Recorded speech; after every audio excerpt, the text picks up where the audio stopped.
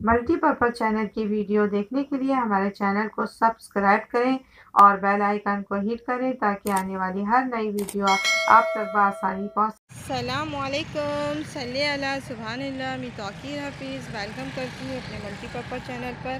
और आज आपको गूगल एरिया के सारे मतलब एक ही कलर के उसके जो प्लांट इन्होंने लगाए हैं वो इतने हसीन लग रहे हैं। इस पर देखिए फ्लावर कितने हसीन आ रहे हैं। तो आपको मैं सारी वैरायटी दिखाते जा रही हूँ। मतलब एक ही है कलर की मगर आपको प्लांट दिखा रही हूँ इन्होंने किस तरह नर्सरी में ज़बरदस्त तरीके से लगाया है।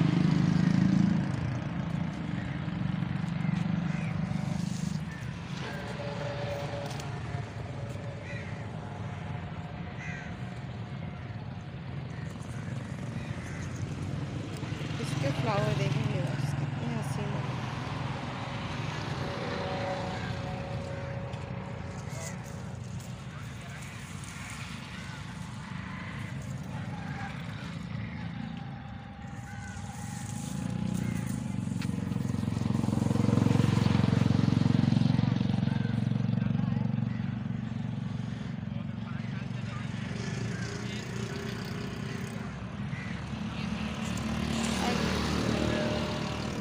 पसंद आए तो इसे लाइक करना, शेयर करना, सब्सक्राइब करना। अल्लाह हाफ़िज़, बाय बाय, टेक केयर।